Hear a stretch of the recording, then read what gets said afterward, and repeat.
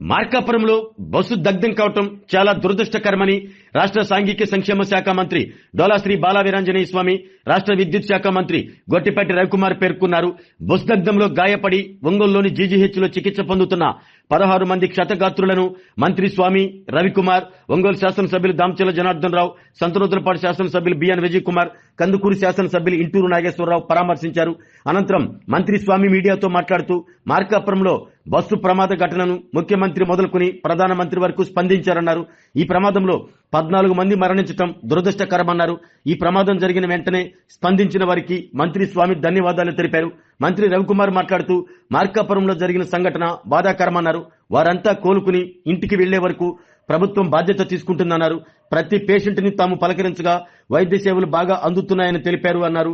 ఒంగోలు శాసనసభ్యులు దామచర్ల జనార్దన్ రావు మాట్లాడుతూ బస్సు దగ్ధం సంఘటన చాలా బాధాకరమని, పండుగను బంధువులతో జరుపుకునేందుకు వస్తూ ప్రమాదానికి గురి కావటం పట్ల ఆయన విచారం వ్యక్తం చేశారు. కొంతమందిని పలకరిస్తే వారి నుండి వచ్చిన సమాధానం వింటే ఎంతో బాధ కలుగుతుంది అన్నారు. కందుకూరు శాసనసభ్యులు ఇంటూరు నాగేశ్వరరావు మాట్లాడుతూ చాలా దురదృష్టకరమైన సంఘటన అన్నారు. వారి కుటుంబాలకు ప్రభుత్వం తోడ్పాటు అందిస్తుంది అన్నారు. ఫిట్నెస్ లేని బస్సుల విషయంలో అధికారులు కఠినంగా వ్యవహరించాలని కోరారు. జనసేన జిల్లా అధ్యక్షులు షేక్ రియాజ్ చనిపోయిన కుటుంబాలకు తమ ప్రగాఢ సానుభూతిని తెలిపారు. కూటమి ప్రభుత్వం వీరందరికీ అండగా ఉంటుందన్నారు.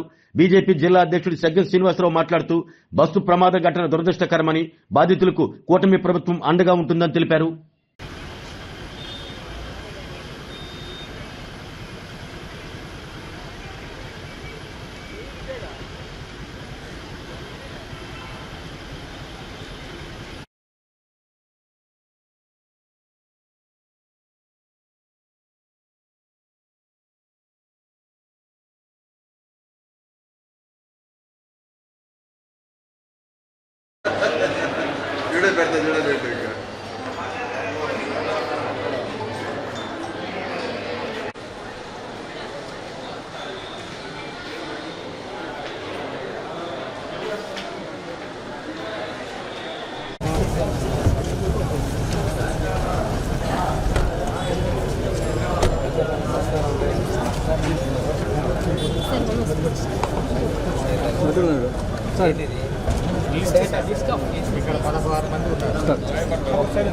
ఇక్కడ 16 మంది ఉన్నారు. కొంచెం సైడ్ అక్కడ 14 మంది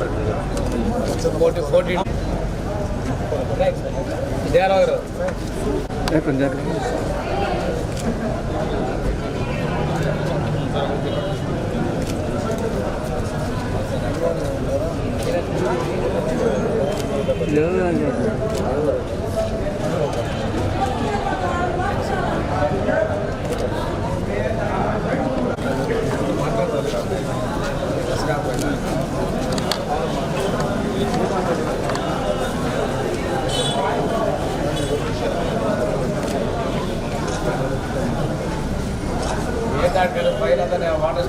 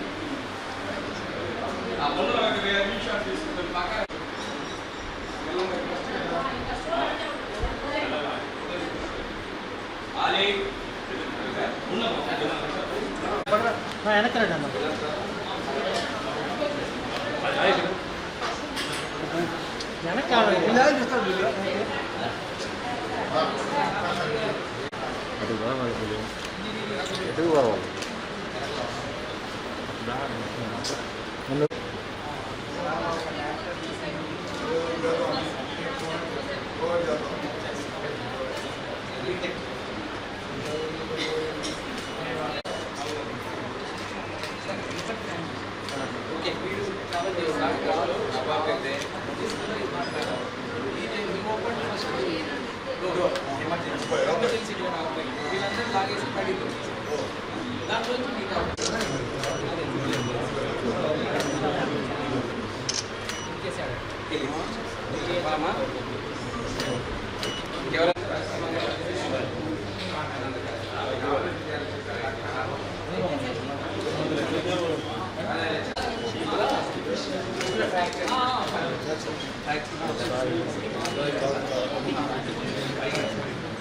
వెనక్కి చిన్నాడా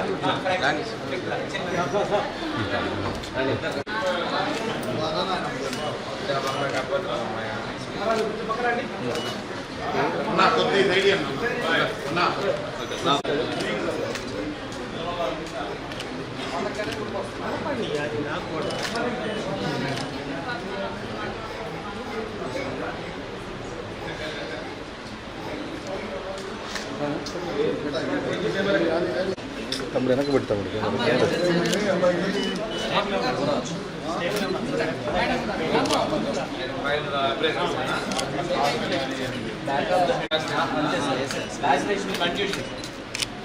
సిటీ ప్లేట్ నార్మల్ అది ఇంగ్లీష్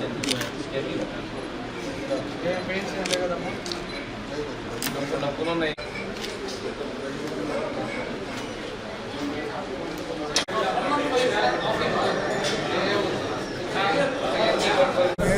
అంటే అది వచ్చిందంటే అదే కదా ట్రీట్మెంట్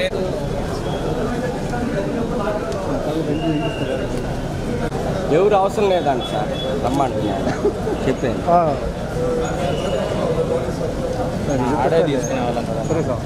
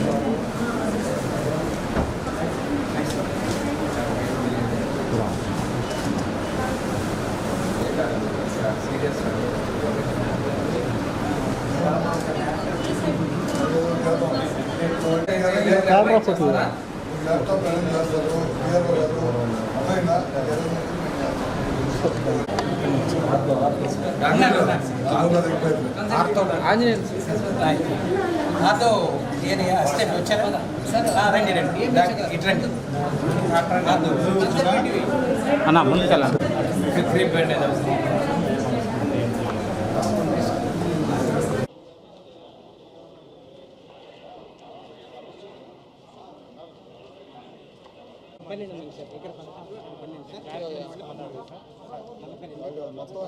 మార్కాపురంలో జరిగిన సంఘటన చాలా బాధాకరమైంది.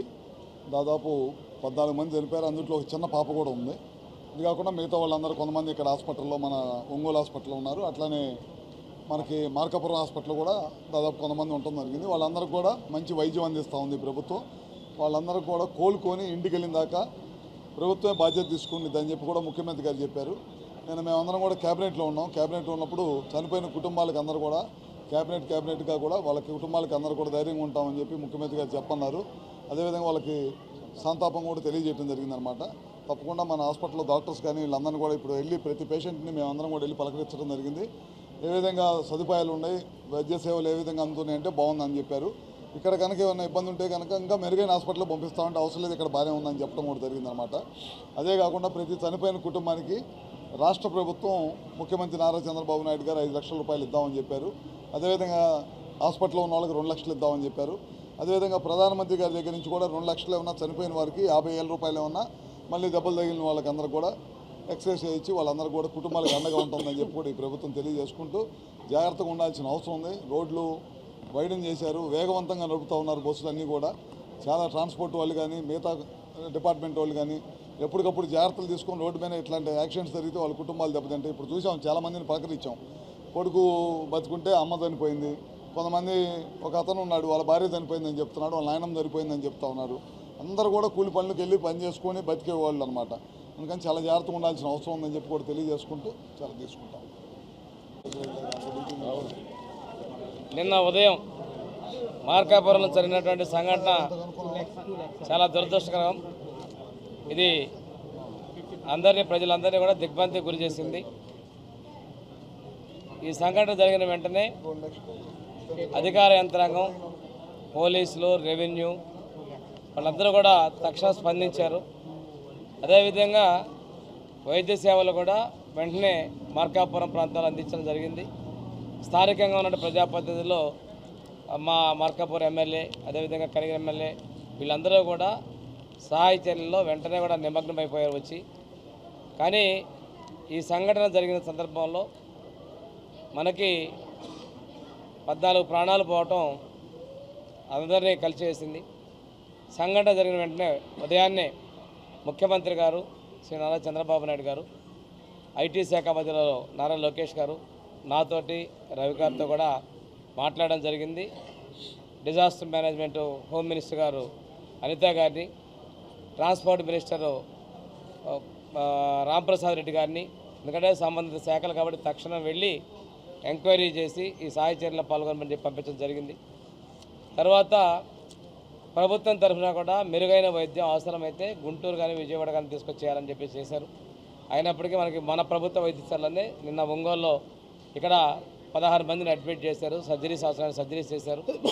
రాష్ట్ర ప్రభుత్వం నుంచి కూడా మనం ఎక్స్గ్రేషియా ప్రకటన జరిగింది, కేంద్ర ప్రభుత్వం నుంచి కూడా ఎక్స్గ్రేషియా ప్రకటన జరిగింది. గాయపడిన వ్యక్తులు కూడా వాళ్ళకు కూడా ప్రభుత్వం తరఫున ఎక్స్గ్రేషియా ఇవ్వడం జరిగింది. ఇవన్నీ కూడా ప్రభుత్వం స్పందించి చేయాల్సినటువంటి చర్యల మొత్తాన్ని కూడా తీసుకున్నారు. ప్రధానమంత్రి, రాష్ట్రపతి, గవర్నర్ అందరూ కూడా ఈ సంఘటన పట్ల వారి యొక్క దిగ్భ్రాంతిని వ్యక్తపరుస్తూ చనిపోయిన కుటుంబాలకి వారు తమ సానుభూతి వాళ్ళ యొక్క విచారం కూడా వ్యక్తం చేయడం జరిగింది. ప్రధానమంత్రి గారు కూడా చనిపోయిన వారికి 2 లక్షల రూపాయలని వారు ఎక్స్గ్రేషియా ప్రకటించిన ప్రధానమంత్రి గారికి కూడా ధన్యవాదాలు తెలియజేసుకుంటూ ఈ మొత్తాన్ని కూడా ప్రభుత్వం వారికి అందే విధంగా చర్యలు తీసుకోవడం తెలియజేసుకుంటూ, ఎవరైతే ఇప్పుడు ఈరోజు మార్కాపురంలో ఉన్నటువంటి 12 మంది కానీ ఇక్కడ ఉన్నటువంటి 16 మందికి కానీ మంచి వైద్యం కూడా జరుగుతూ ఉంది. ఈరోజు ప్రతి ఒక్క పేషెంట్ కూడా మేము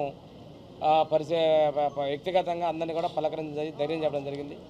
ఈ సందర్భంగా నేను తక్షణమే స్పందించి సహాయక చర్యల్లో పాల్గొన్నటువంటి రెవెన్యూ, పోలీస్, అదేవిధంగా ప్రజలు, మా ప్రజాప్రతినిధులందరికీ కూడా నేను ధన్యవాదాలు తెలియజేసుకుంటూ వీరందరికీ పూర్తిగా కోలుకొని వారి ఇంటికి చేరేంత వరకు కూడా పూర్తి బాధ్యత ప్రభుత్వం తీసుకుంటుందని తెలియజేసుకుంటూ సెలవు తీసుకుంటాను.